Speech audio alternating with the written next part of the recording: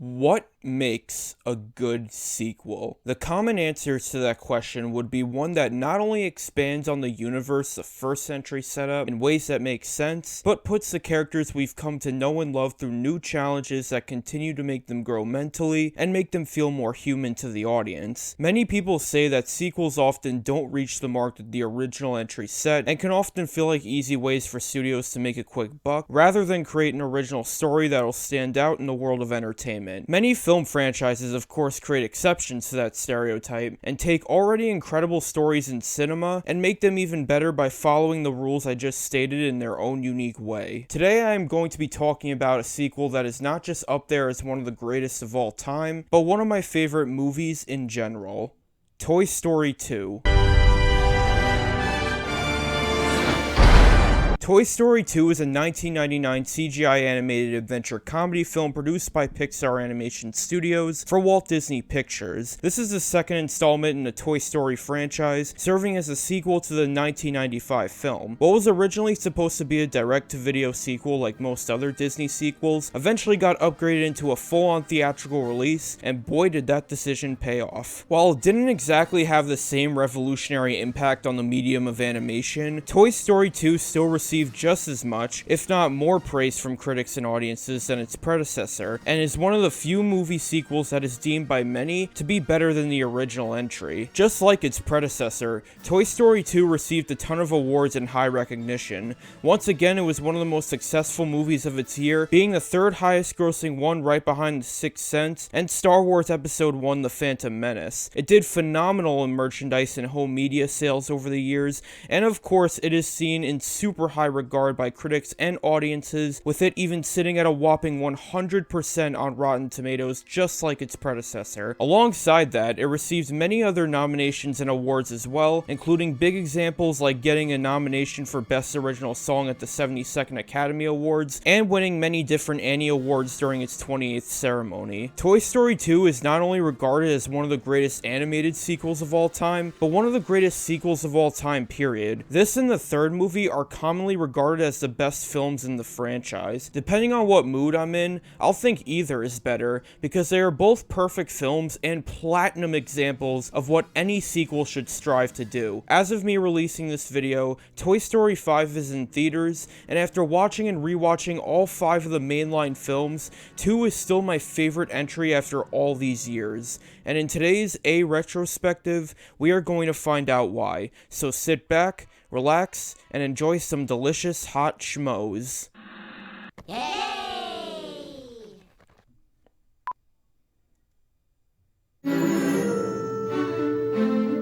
The production of Toy Story 2 is such a bizarre one. One fact a lot of die-hard fans know is that the film wasn't supposed to be a theatrical release. It was supposed to be a direct-to-DVD release, just like a good chunk of other Disney sequels. Director of the first and second film, John Lasseter, wanted the concept of toy collecting to play a huge role in this movie, since he was one himself at the time of making this, and he was touched by seeing a child clutching a Woody doll at an airport. He really wanted to put a strong thematic emphasis on what toys mean to children versus what toys mean to certain adults. He wanted to give Woody a new challenge to face. While the first movie showed us his fear of being replaced, this one now shows us his fear of being outgrown and abandoned, because that's what eventually happens when most kids and teens get older. The crew wanted to dive further into the psyche of a toy beyond just wanting to be played with. The heads of Walt Disney Feature Animation, Roth and Peter Schneider, were so impressed by the original draft of the film that they eventually agreed to a theatrical release with only 9 months to finalize the entire film. 9 months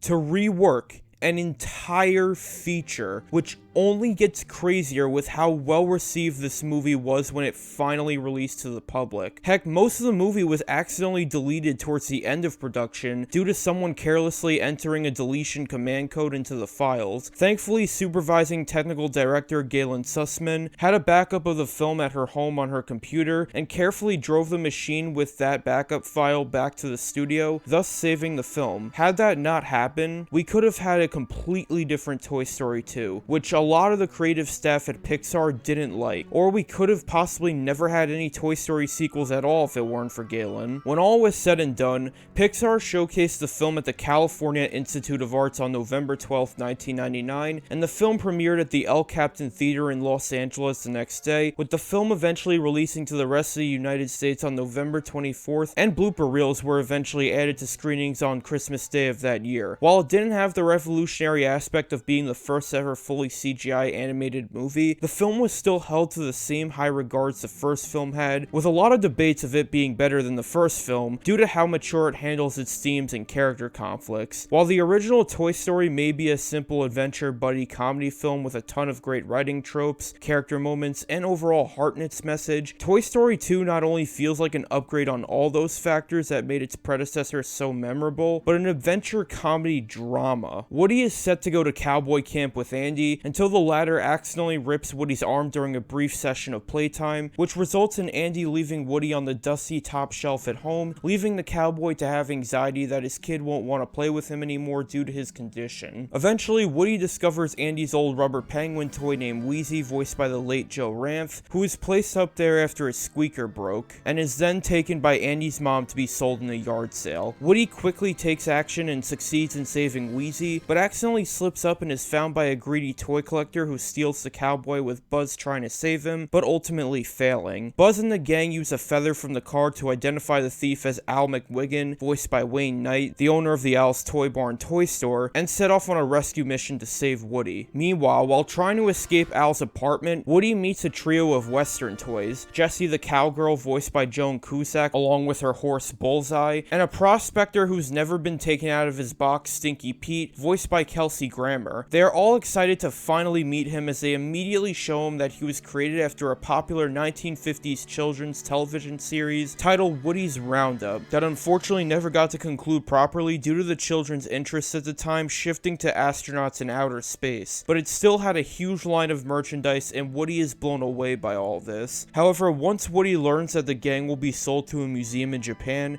he announces that he can't go as he must return home to Andy, causing dismay in the trio, mostly Jessie, as the museum won't accept them without Woody, and they will all go back into storage. During a photo shoot, Al accidentally tears Woody's entire arm off, causing Stinky Pete to strongly advise him to stay for the night to avoid getting even more damaged. Next morning, Woody gets his arm repaired, and before he's about to leave, Stinky Pete convinces him to make amends with Jessie. In doing so, Jessie tells Woody why she is against being owned by a kid. It's because in the past, she was loved by her previous owner Emily, but was eventually outgrown and abandoned by her, which in turn broke her heart and traumatized her. Before Woody leaves, Stinky Pete manages to convince Woody to stay after telling him that being in a museum on display will give him the opportunity to not only never be damaged again, but never face the heartbreak of being outgrown by his kid. Buzz comes face to face with another Buzz Lightyear action figure, who not only has a utility belt, but has the same mentality Andy's Buzz did in the first movie, where he thinks he's an actual space ranger and imprisons Andy's Buzz in a cardboard spaceship. Utility belt Buzz meets up with Andy's other toys and assumes they are on a mission to defeat the evil Emperor Zurg, thus joining them on their journey to Al's apartment, with Andy's Buzz escaping and following them. Both Buzzes and the search party finally reach the apartment, where Woody breaks the news to his friends that he doesn't want to go back and shows them the reason why with the TV show and the merchandise. Buzz tries to reason with Woody that his purpose is to be there for a kid when they need him. However, Woody refuses to go with them, as he cannot bear the thought of facing the eventual heartbreak that'll occur once Andy finally grows up or decides to stop playing with him. After being reminded by his show about what it means to be there for a kid, he reconciles with the others and finally agrees to go back to Andy's. However, before trying to do the latter, he tries to reason with Jessie and the Roundup gang to join him and see what it's like to be loved by a kid. Unfortunately, this is where Stinky Pete reveals his true colors, as it is revealed that he will take extreme measures for his own selfish desires of wanting to go to the museum, as he has zero experience with being loved by a kid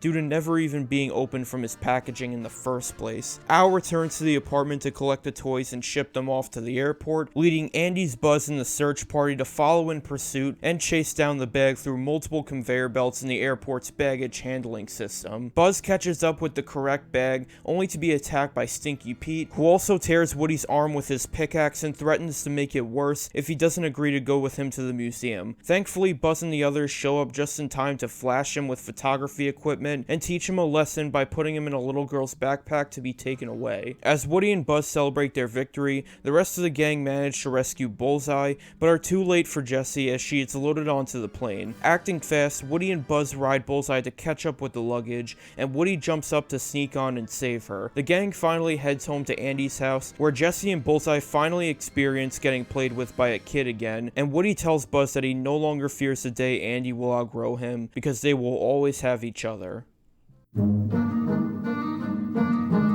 Toy Story 2 is better than the first movie in almost every single way imaginable. One of the most obvious improvements is of course the fact that the animation and visuals got a total upgrade. The toys still look like toys as they should, and the human designs also look noticeably better and have aged so much more gracefully than they do in the first movie nowadays. There are also still small background details such as little droplets on Andy's windowsill, wears and tears on his dresser, and even references to the previous Pixar film A Bug's Life on Andy's calendar, a storybook, and even toys of the characters can be seen at Al's toy barn. Of course, I can't talk about the improved animation without mentioning the scene where Woody gets fixed by Jerry from the Pixar short Jerry's Game. Not only does the late Jonathan Harris deliver one of the greatest lines in any piece of entertainment media, So, how long is this gonna take?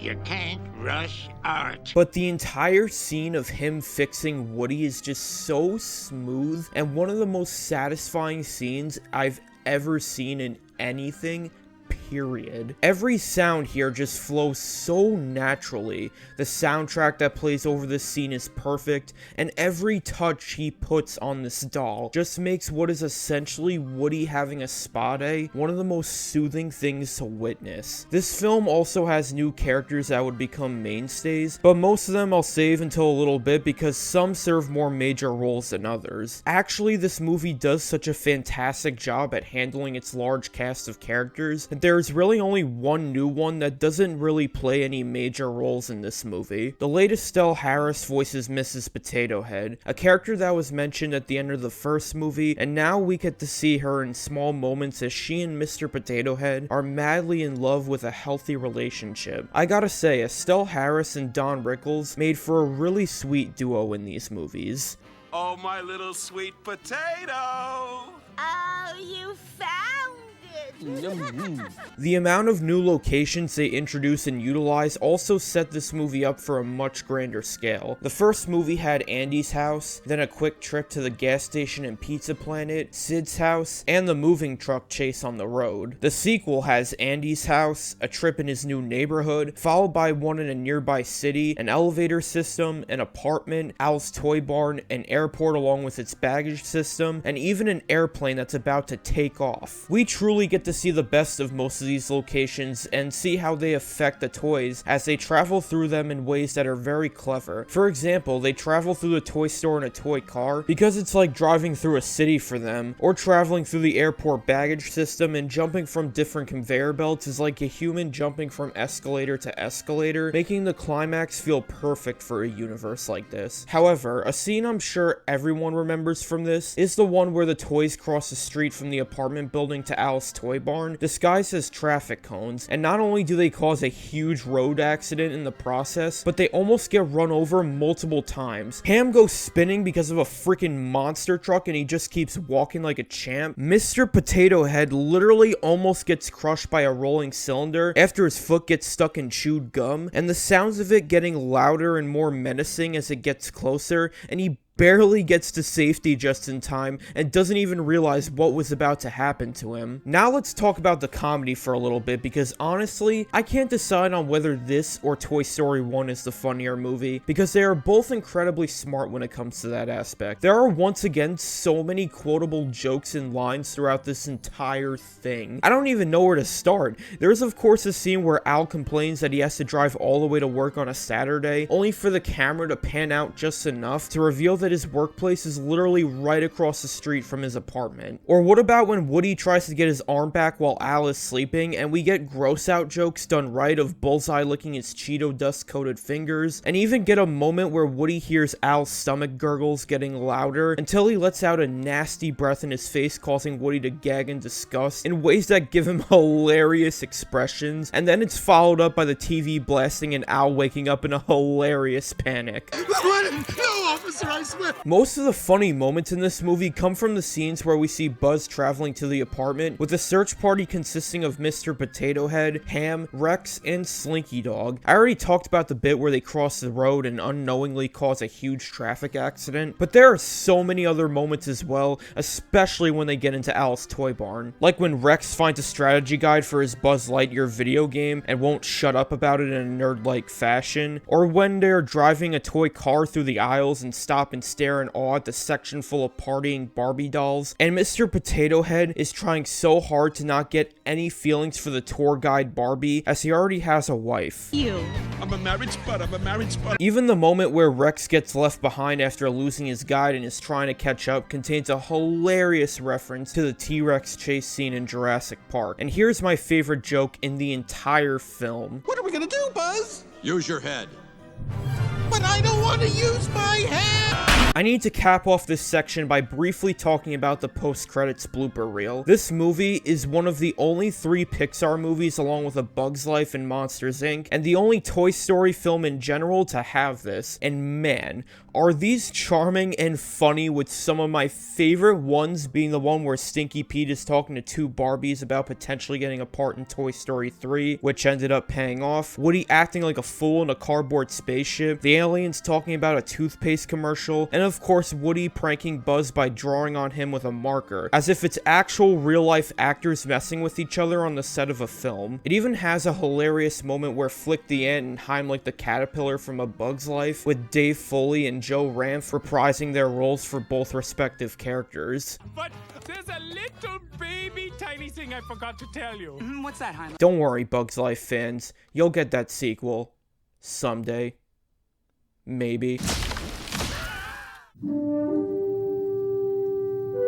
When it comes to talking about the main cast in depth, I want to start with Buzz, as I think it's about time we talk about how his character is handled in this movie, as it may just be my favorite portrayal of him in the entire franchise. I adore how this film opens by immediately tying in loose ends with the original film to Buzz Lightyear's character, with a sci-fi-like title sequence, as Buzz blasts to a planet and overcomes so many obstacles, with some even paying homage to Return of the Jedi, like the moment where he shoots a surveillance droid in a similar fashion to the one that comes out of the front gate in Jabba the Hutt's palace. This leads to a huge fight with Zurg, a character who was mentioned in the first movie in a few scenes, and now we get to see him in all his glory. Zurg is such a fantastic homage to Darth Vader from the original Star Wars trilogy in both his design and the great voice Andrew Stanton gives to the character. We meet again, Buzz Lightyear, for the last time. I also love how the scene ends with Buzz looking like he'll win the battle, only to be completely destroyed by Zurg, which is shocking for a few seconds for a first-timer, only for that shock to immediately turn into laughs when it was all revealed to be a video game being played by Rex, who has tried many different times but still can't succeed because his arms are too short to reach the buttons in time. Having to play a game like this with a D-pad must be painful. But it doesn't end there, as later on in the film when Buzz is in Al's toy barn, he comes across an aisle full of Buzz Lightyear toys, a moment that comes full circle from the first film within the scene where he learns he is a toy. Now that his mentality has changed and he's accepted himself for who he truly is, him coming across another Buzz Lightyear who thinks the exact same way as he initially did about who he truly was is a genius decision, as it not only leads to a really funny fight sequence, but it foreshadows what's to come as Buzz is put into Woody's shoes for the first time, as he is now experiencing what it was like dealing with a Buzz Lightyear that believes he's a real space ranger and not a toy. The way the utility belt Buzz's character arc ends in the movie is easily the funniest part about all of this, as he and Andy's Buzz make amends in such a funny way, with the latter telling him that Woody is like some sort of king or something. It doesn't end there, as when the two Buzzes in the search party are chasing down Al on the elevator, a toy Zurg that Andy's Buzz accidentally freed starts to have a showdown with Utility Belt that leads up to one of the funniest spoofs I have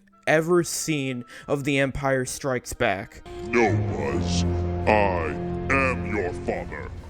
The fight ends with Rex accidentally defeating Zurg and seemingly sending him to his doom, fulfilling his character arc of finally beating Zurg to the point where he doesn't feel the need to play the video game anymore. Then it's revealed he survived the fall without a scratch and now wants to spend the rest of his days as father and son with Utility Belt, which the latter happily accepts, wrapping up his time in the film in such a hilarious way. In terms of other Buzz moments in this movie, these are where it's on full display that he has truly evolved from an arrogant person who believes he is more than what he really is, to someone who has not only fully accepted who he is and what he was made for, but still utilizes his ability like acrobatics and intelligence to his fullest potential. As soon as he sees Woody struggling with something as simple as trying to find his hat, he immediately leaps into action to help him out, as their friendship truly means something to both of them, to the point where they almost feel like brothers, and I adore that. So much so that the moment Woody is stolen by Al, Buzz does not hesitate to run after him and catch up with the car in order to save him, making his failure to do so even more quietly devastating. Instead of giving up, Buzz immediately tries to do as much research as he can using the clues he was given to track down his best friend, and as soon as he finds the answer, he wastes no time organizing a search party to travel with him all the way to Al's apartment deep within the city, and not taking any time to rest, giving his companions hope and encouragement along the way to push them forward and give it their all in saving their friend, in such a beautiful and heroic parallel to how Woody gave him encouragement to keep going in the first movie. We have a friend in need, and we will not rest until he's safe in Andy's room. Going as far as to risk his and everyone else's lives when it comes to finding a way to cross a busy street without being spotted or crushed by a human. All these moments showcase just how much value Woody has to Buzz, as he does not let his limits of being a toy stop him from going out of his way to put his life on the line if it means reuniting with his best friend so they can both fulfill their life purposes. Woody once risked his life to save me. I couldn't call myself his friend if I weren't willing to do the same. It's finally time to talk about Woody's side of the story, as it is truly the meat and potatoes as to what makes Toy Story 2 one of the greatest sequels ever made. In the first movie, Woody's insecurities stemmed from the thought of the other toys and Andy not looking up to him as number one anymore, and he got over that when he came to a slow realization that the problem wasn't Buzz's presence, rather it was his entitlement and attitude. By the end, he now has the conscience of putting others' needs before his own, and gladly accepts sharing the spotlight with someone who went from being a thorn in his side to his best friend. This movie not only depicts right off the bat that he treats the others with a lot more respect as friends, rather than people who bow down to him, but a new insecurity with him is revealed to be fearing that Andy won't like him anymore if he is missing one of his key features. Bo Peep tries to ease his fear in multiple moments by reminding him that even if he is missing one feature like his hat, Andy will still play with him if he truly does love him with or without his hat. This alone makes her absence from Toy Story 3 even more devastating. A few moments later, when his arm gets ripped and Andy has no choice but to leave him behind, Andy's mom puts Woody on the shelf and sadly tells her son that toys don't last forever. This is shown to crush Woody as we see him slowly slip away out of view when Bo tries to ask him if he's alright. Woody starts to have nightmares that depict Andy throwing him away due to his condition,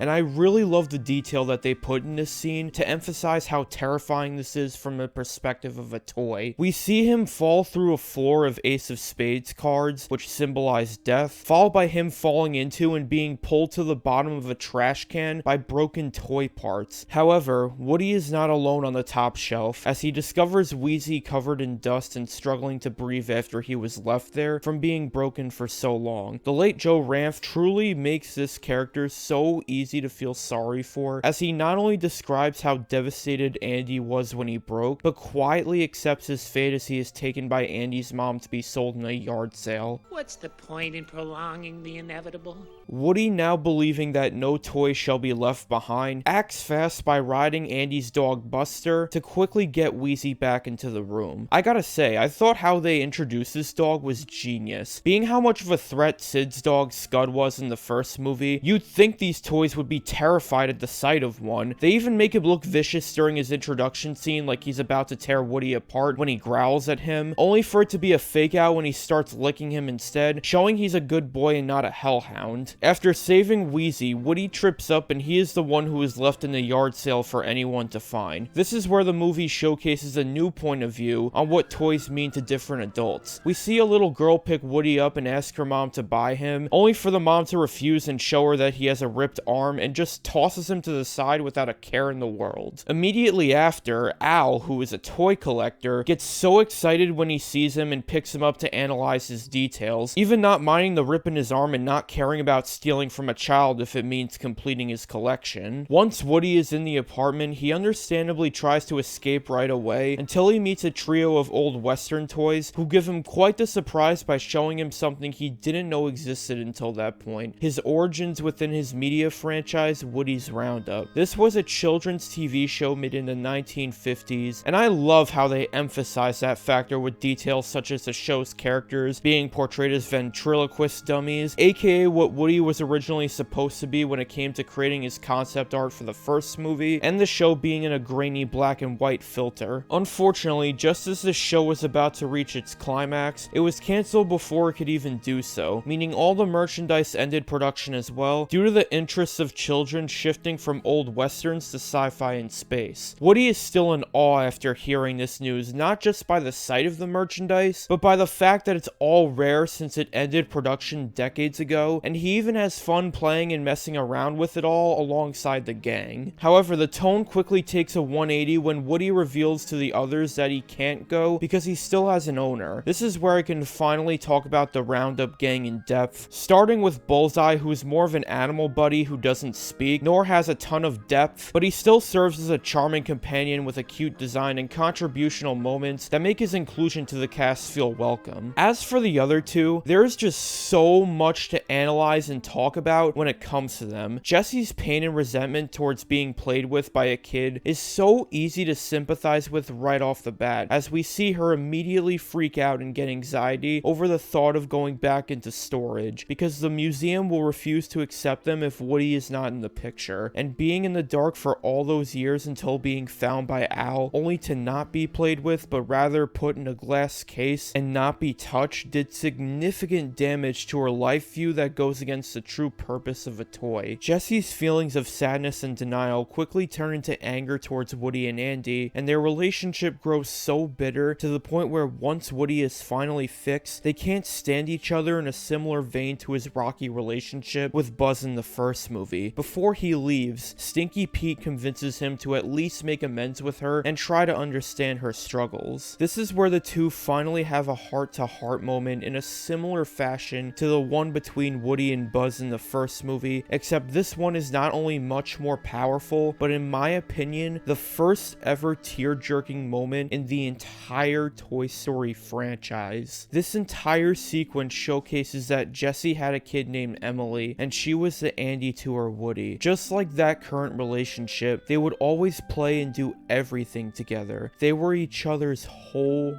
world. Unfortunately, just like every kid and teen at a certain age, Emily eventually stopped caring about playing with Jessie, and her interest shifted from cowgirls and horses to stuff cool girls love like makeup and fashion. Jessie waited for years under Emily's bed collecting dust, just hoping that she was left there by mistake, and soon enough, Emily would notice her and still love her just the same amount as she did when she was younger. Emily does finally notice her and holds her, but she doesn't love her, and sees it as pointless to keep her around. So she puts Jessie in a donation box, so that another kid could love her instead, crushing Jesse's hopes that their friendship was still active. Instead, it was over. What makes this scene so heartbreaking is how this perfectly reflects the harsh reality that many friendships go through. Friendships mean the world to people. It's always a nice feeling to have someone in your life who you can count on to always be safe with and build memories. Someone you can go to for comfort and share your thoughts and feelings with. However, as time goes on, most people's interests and views begin to change, and oftentimes that happens with two people in a friendship to the point where the ultimate conclusion is they're just not compatible for each other anymore, and it often hurts one person more than the other and can even emotionally scar them. That's exactly what is reflected in Jesse's backstory. Joan Cusack's somber tone topped off with an angelic singing performance of Randy Newman's When She Loved Me from Sarah McLachlan all elevate this scene into being one of the most emotional and heart-wrenching scenes in Toy Story and Pixar history. Jesse's reaction to finally seeing Woody gave her an immense amount of hope and joy that he would finally lead her into what she always wanted, to be loved by children for generations and never face the heartbreak that she did with Emily. Her anger towards Woody and Andy was not out of hatred for them, but because she saw Woody's motivation to go back to Andy is pointless, because at some point, Woody will have to face the heartbreak of Andy growing up and eventually leaving him behind. He was already hurt by Andy choosing not to take him to cowboy camp after his arm ripped, so that and Jessie opening up to him about her trauma opens his eyes to the inevitable future of the day where they grow apart. This leads Woody into ultimately thinking that in order to avoid the inevitable, going to the museum would be the best option, as not only will he never be damaged, but will never have to face the heartbreak of being outgrown. However,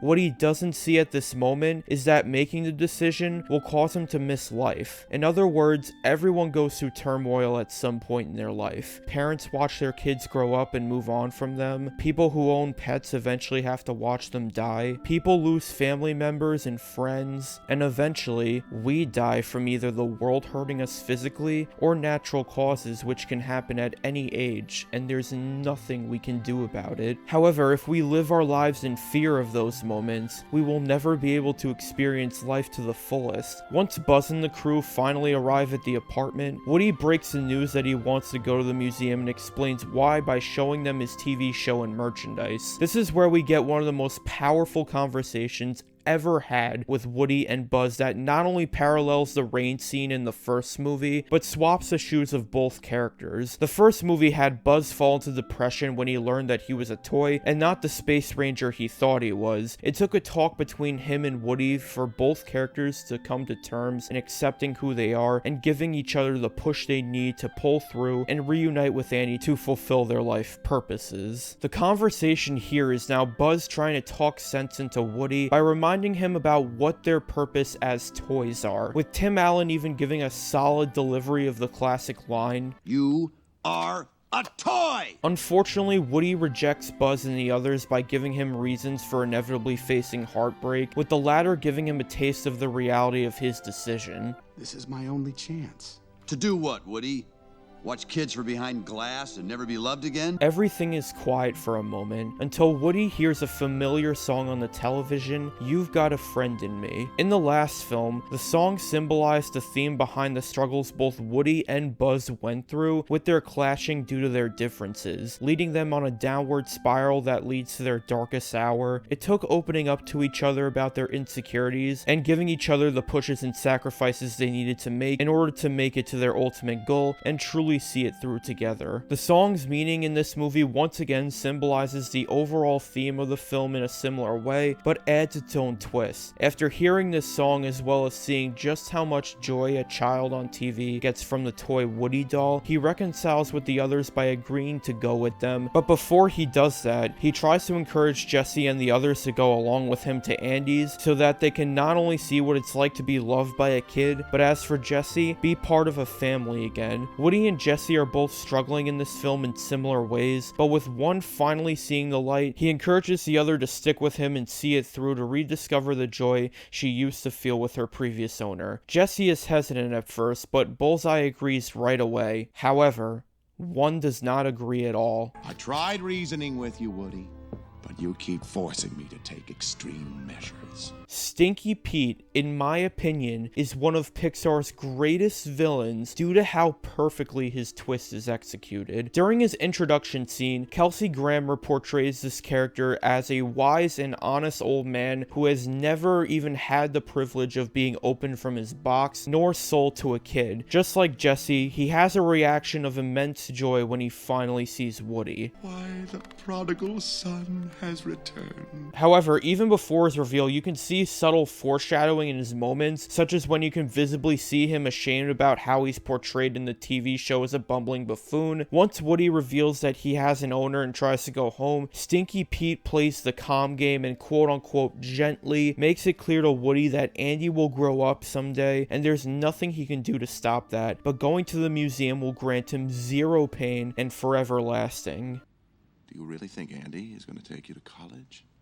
Or on his honeymoon? He seems to be at peace and hoping that he successfully convinces Woody to go down the path he wants him to go, but once Woody regains his heart and what being a toy means, he realizes that he overestimated Woody's ego. You're right, Prospector. I can't stop Andy from growing up. But I wouldn't miss it for the world.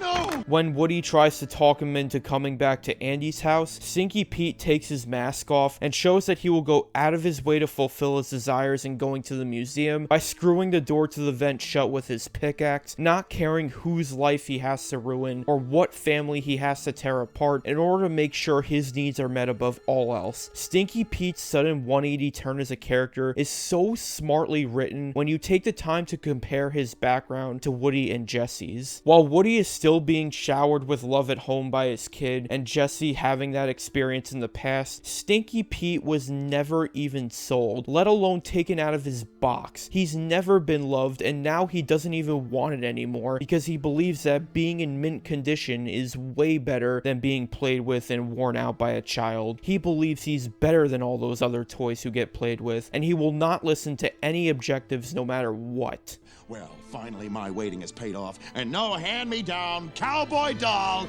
is gonna mess it up for me now! Fun fact, in some deleted scenes, Stinky Pete was portrayed to be bitter even before his reveal, with one big example being when Woody, Jesse, and Bullseye are having fun with the merchandise and he grows increasingly frustrated and angry as he doesn't want any of it to have a scratch. The fact that they changed this and just had him be quietly manipulative while playing a nice guy facade instead was a genius decision that really paid off and made his reveal feel even more impactful than it could have been. When Woody tries to warn the others for help, Stinky Pete takes the opportunity to mock Buzz. As hinted earlier, he has zero tolerance for those space toys. But of course, Woody doesn't let any mockery of his best friend just fly by. Wasting no time, Buzz and the others drive a full-size Pizza Planet truck to chase down Al to the airport while recruiting 3 aliens that Mr. Potato Head saves from falling out the window, a decision that pays off in the future. The crew runs through the baggage system, while the others find the same color luggage full of photography equipment. Buzz chases down the one with Woody and the Roundup gang, catches up, but takes a brutal blow from Stinky Pete. In return, Woody tries to throw hands with him for hurting Buzz, but gets bested in battle by getting his stitch torn open. Stinky Pete is now at his boiling point, where he is literally threatening to tear Woody limb from limb with his pickaxe if he does not agree to give him what he wants. Woody refuses, and as the prospector is about to mutilate him, Buzz and the others arrive just in time to temporarily blind him with cameras from the other bag and corner Stinky Pete. You'll all be ruined,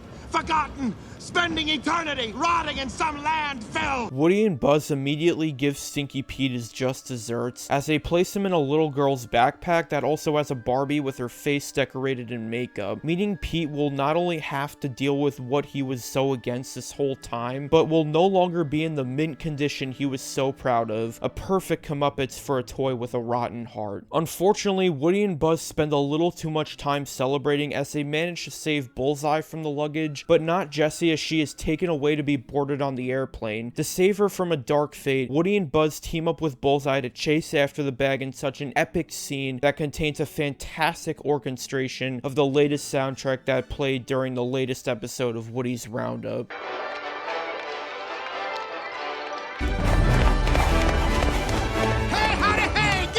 Woody manages to find Jessie, but they are both too late to get off the plane. Their last resort is opening the door to the plane wheels and trying to carefully jump off without being shredded by said wheels. Woody nearly meets his fate and almost loses his arm again, but using his resources, he uses his pull string as a lasso and encourages Jessie to let go so they can swing in between the wheels for safety, metaphorically and literally reenacting the final episode of Woody's Roundup. Driving a full-size baggage truck to Andy's house, they make it just in time to greet Andy, and Jessie and Bullseye not only finally get played with again, but are now also part of a family as well, all along with Andy fixing Woody's arm, making him feel warm in his decision to stay loyal to Andy.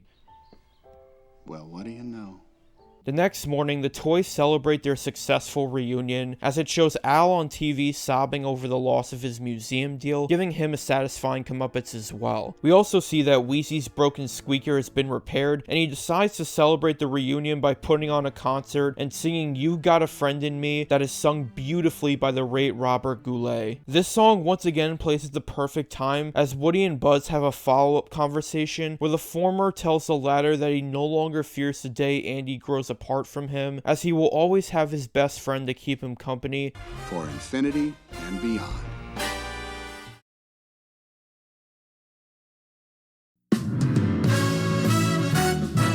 Toy Story 2 is not only one of the greatest sequels to any movie ever made, not only one of the greatest Pixar movies ever made, but in my opinion, it is truly the best one in the franchise and one of my favorite movies of all time, period. It not only perfectly expands and ties up loose ends that the first film set up, but its new additions to the cast that contain so much comedy, heart, and emotional beats that truly make this one feel like an unforgettable ensemble. This may be the peak of the franchise, but I still have a lot to say about the rest. However, if the future entries didn't exist, I would still say that Toy Story 2 would have been the perfect way to end the film series. The way it handles its themes of trauma and fearing the inevitable so maturely while not sugarcoating it in the slightest bit truly make this feel like a true evolution of what made the first movie so fantastic, while also adding its own spin that truly makes it stand out in the world of movie sequels and movies in general. We all go through extremely tough moments no matter what, but life is a gift full of ups and downs, and it's something you shouldn't miss for the world. Live it to infinity and beyond. Yeah.